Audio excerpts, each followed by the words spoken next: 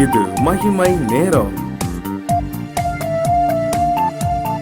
நம்முடைய கர்த்தரும் இரட்சகருமாகிய இயேசு கிறிஸ்துவின் ஈடு நேற்ற நாமத்தினாலே மகிமை டிவி நேயர்களை நான் வாழ்த்துகிறேன்.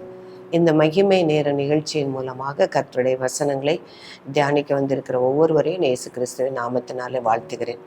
இந்த நாட்களிலும் பிரியமானவர்களே, இயேசு கிறிஸ்துவினுடைய சிலுவை பாடுகளை குறித்தும் அவருடைய காயங்களை குறித்தும் சிலுவை பயணத்தை குறித்தும் நாம் அதிகமாக தியானித்திருப்போம். இந்த நாளிலும் இயேசு கிறிஸ்துவினுடைய மரணத்தை குறித்து நாம் தியானிக்க இருக்கிறோம். அவர் என்ன விதமாக மரித்தார், என்ன விதமாக மரணத்தை அவர் தெரிந்தெடுத்தார், அந்த மரணத்தினால் அவர் எதை நமக்கு வைத்திருக்கிறார் என்பதை குறித்தெல்லாம் நாம் தியானிக்க இருக்கிறோம். யோவான் 18:32 தாம் இன்ன விதமான மரணமாய் மரிக்கப் போகிறார் என்பதை குறித்து இயேசு குறிப்பாய் சொல்லியிருந்த வார்த்தை நிறைவேறத்தக்கதாக இப்படி சொன்னார். அப்போ இயேசு கிறிஸ்து சிலுவை மரணத்தை பிதாவே அவருக்கு நிர்ணயித்திருந்தார் என்று நாம் பார்க்கிறோம். அவருடைய பிதாவினுடைய அவர் நிர்ணயித்த ஆலோசனையின்படிதான் அவருக்கு மரணத்திற்கு அவர் ஒப்பு கொடுத்தார் என்று பார்க்கிறோம். அப்போ சிலுவை மரணத்தை இயேசு கிறிஸ்து சிலுவையிலே அடித்து மரித்தார் என்பதை நாம் அனைவரும் அறிவோம்.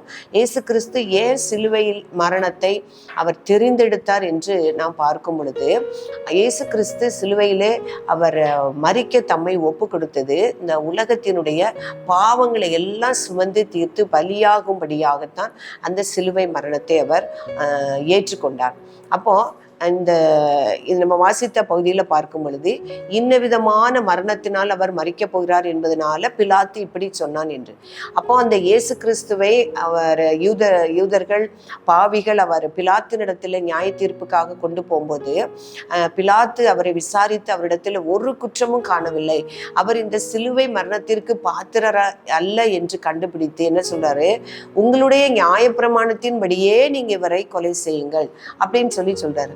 அப்போ அந்த இயேசு கிறிஸ்து வாழ்ந்த காலத்துல நியாயப்பிரமாணத்தின்படி ஒரு மனுஷனை என்ன பண்ணுவாங்க அப்படின்னா கல்லறிந்து கொலை செய்வாங்க. நியாயப்பிரமாணத்தின்படி கொலைக்கு பாத்திரரான ஒரு மனுஷனை கல்லறிந்து கொலை செய்வார்கள், அடித்து கொலை செய்வார்கள், அல்லது வாளால் கழுத்தை அறுத்து கொலை செய்வார்கள். இப்படிப்பட்ட மரணங்கள் தான் அவங்களுக்கு கொடுக்கப்படும். ஆனா ரோமர்கள் அந்த தேசத்திற்கு விரோதமான காரியங்களை செய்யும் பொழுதுதான் ரோமர் அதிகாரிடத்துல கொண்டு போவாங்க. ரோமர் அதிகாரிகள் தான் தேச துரோகம் அல்லது தேசத்துக்கு விரோதமான காரியங்களை செய்தால் மட்டுமே அவங்க இந்த சிலுவை மரணத்துக்கு ஒப்பு கொடுப்பாங்க. அதனால்தான் பிலாத்து என்ன சொல்றாரு, இயேசுவை சிலுவை மரணத்திற்கு ஒப்பு கொடாம நீங்க நியாய தீர்ப்பின்படி உங்களுடைய நியாய பிரமாணத்தின்படி அவருக்கு நீங்க நியாயம் தீர்த்து மரணத்தை கொடுங்க அப்படிங்கிறாங்க. ஆனா அது தேவனுடைய சித்தம் அல்ல. தேவனுடைய சித்தம் இயேசு கிறிஸ்து சிலுவையிலே மரிக்க வேண்டும். ஏன் சிலுவையில மரிக்க அப்படின்னா, அவர் ஜீவ பலியாக ஒப்பு கொடுக்கப்பட்டார். நம்முடைய பஸ்கா ஆட்டுக்குட்டி அந்த பாவ நிவாரண பலியாக அந்த ஒப்பு கொடுக்கப்படும் பொழுது அந்த ஆட்டுக்குட்டி எப்படி இருக்கணும்னா பழுதற்றதா இருக்கணும், மாசற்றதா இருக்கணும். அந்த ஆசாரியன் அதெல்லாம் பரிசோதித்து தான் அந்த ஆட்டுக்குட்டியை பாவ நிவாரண பலியாகவோ குற்ற நிவாரண பலியாகவோ அந்த ஆட்டுக்குட்டியை பஸ்கா ஆட்டுக்குட்டியை அவர் அதுக்காக தேர்ந்தெடுப்பாரு. அப்போ அதே போல அந்த இயேசு கிறிஸ்து பழுதற்ற பலியாக இருந்தார். அவரை பிலாத்து ஏரோது எல்லாரும் அவரிடத்தில் குற்றம் பார்க்க நினைத்த பொழுதும் இவரிடத்தில் ஒரு குற்றமும் காணவில்லையே என்று எல்லா மனுஷர்களுக்கு முன்பாக அவர் சாட்சி கொடுக்கப்பட்டார். அப்போ அவரிடத்தில் எந்த குற்றமும் காணப்படவில்லை. நியாயப்பிரமாணத்திற்கான குற்றமோ, சமூக அநீதிக்கான குற்றமோ, தேசத்திற்கு விரோதமான குற்றமோ, எந்த குற்றமும் இயேசுவினிடத்துல காணப்படவில்லை.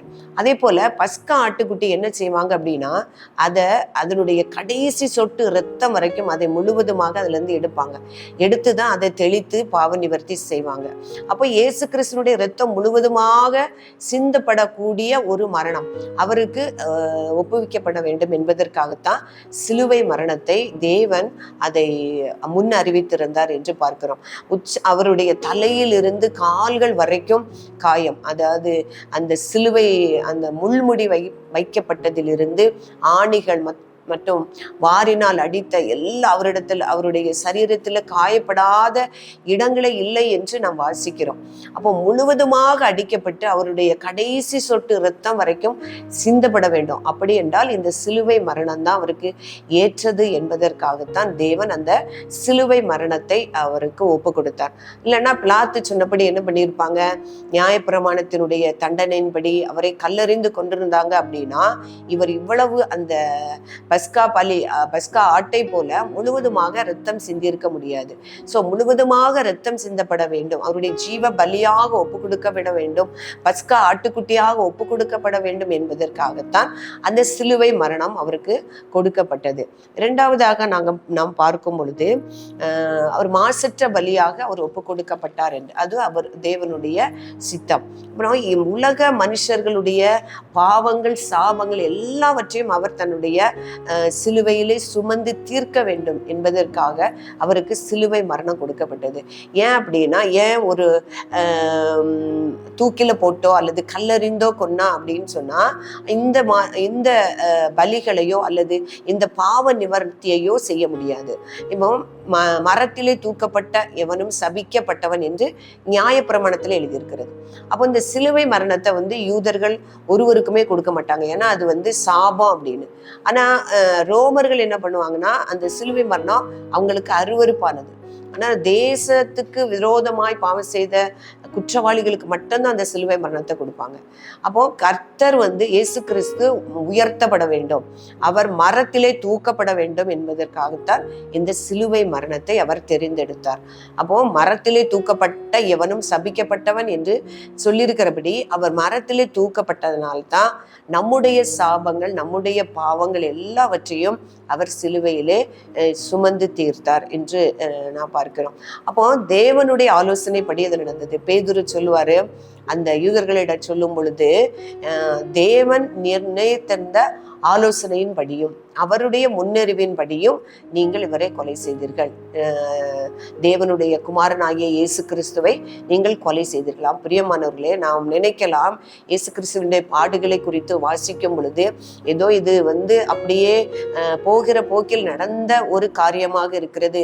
எல்லாரும் அப்படி யூதர்கள் எல்லாம் இயேசுவை பிலாத்தினிடத்தில் கொண்டு போனார்கள், ஏரோதினிடத்தில் கொண்டு போனார்கள். அப்போ எல்லாரும் இவங்களை சிலுவையில் அறையும் என்று சொன்னார்கள்.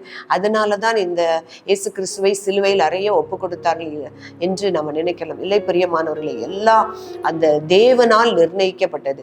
இப்படிப்பட்ட மரணத்தை அவர் ஏற்றுக்கொள்ளும் பொழுதுதான் அவர் இந்த ஜீவ பலியாக ஒப்பு கொடுக்க முடியும். உலகத்தினுடைய பாவங்களை முழுவதுமாக அவர் தீர்க்க முடியும். அவருடைய கடைசி சொட்டு இரத்தம் வரைக்கும் சிந்தப்பட வேண்டும், அவர் சாபமாக வேண்டும், அவர் மரத்திலே தூக்கப்பட வேண்டும் என்பதற்காகத்தான் தேவன் நிர்ணயித்திருந்த இந்த சிலுவை மரணத்தை அவருக்கு ஒப்பு கொடுத்தார்.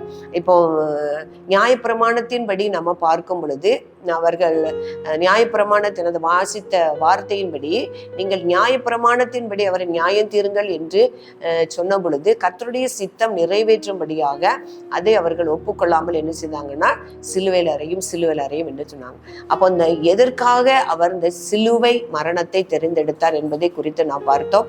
அவர் ஜீவ பலியாக ஒப்பு கொடுக்க வேண்டும், அவருடைய கடைசி சொட்டு இரத்தம் வரை சிந்தப்பட வேண்டும், அவர் மாசற்றவராய் குற்றமற்றவராய் பலியாக வேண்டும்.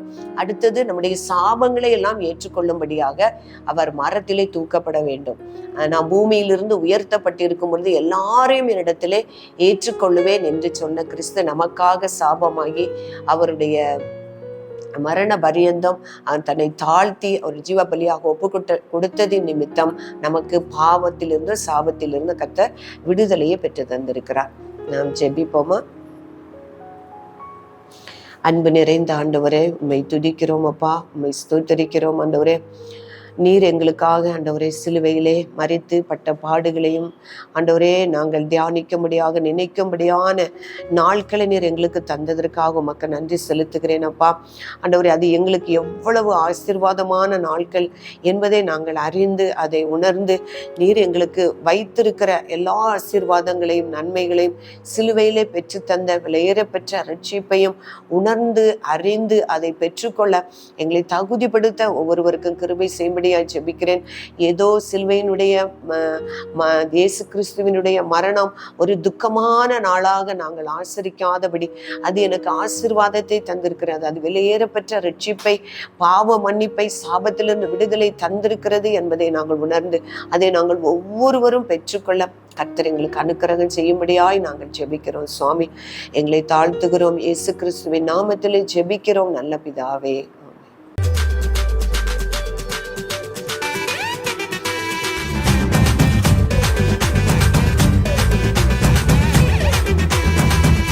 மகிமை